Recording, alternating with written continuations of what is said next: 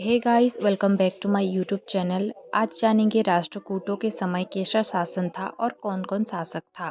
तो चलिए जानते हैं।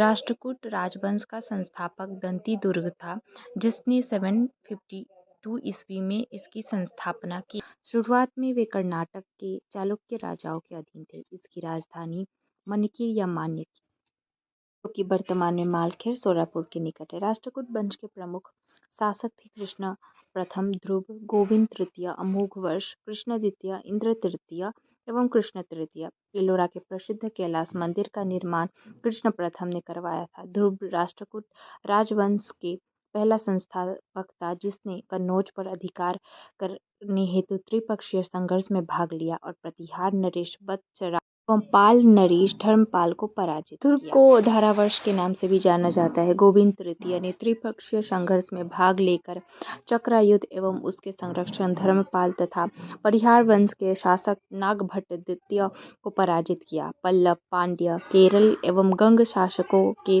संघ को गोविंद तृतीय ने ही नष्ट किया था। अमोघवर्ष जैन धर्म का अनुयायी था, जिसने कन्नड़ में कविराज मार्ग की रचना की।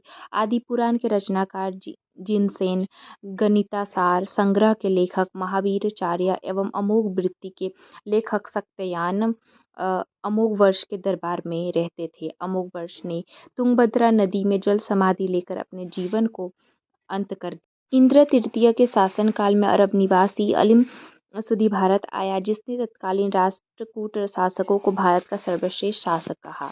राष्ट्रकूट वंश का अंतिम शासक कृष्ण तृतीय था। इसी के दरबार में कन्नड़ भाषा के कवि पौन्न रहते थे, जिन्होंने शांति पुराण की रचना की थी। कल्याणी के चालुक्य तैलप द्वितीय ने 973 ईस्वी में कर्क को हराकर राष्ट्रकूट राज्य पर अपना अधिकार कर लिया और कल्याणी के चालुक्य वंश की नींव डाली। एलोरा एवं एलिफेंटा महाराष्ट्र गुफा मंदिरों का निर्माण राष्ट्रकूट के समय ही हुआ था। एलोरा में 34 शिलाकृत गुफाएं हैं। इनमें से 1 से 12 तक बौद्धों, 13 से 29 तक हिंदुओं और 30 से 34 तक जैनों की गुफाएं हैं। बौद्ध गुफाओं में सबसे प्रसिद्ध विश्वकर्मा गुफा संख्या 10 है, जिसमें एक चैत्य है। वहां पर 2 मंजिली और 3 मंजिली गुफाएं भी हैं, जिन्हें 2 स्थल तथा 3 स्थल नाम दिया गया है। एलोरा की गुफा 15 में विष्णु को नरसिंह अर्थात पुरुष सिंह के रूप में दिखाया गया है। एलोरा गुफाओं का सर्वप्रथम उल्लेख फ्रांसीसी यात्री टैविनेट ने 17वीं शताब्दी में किया था।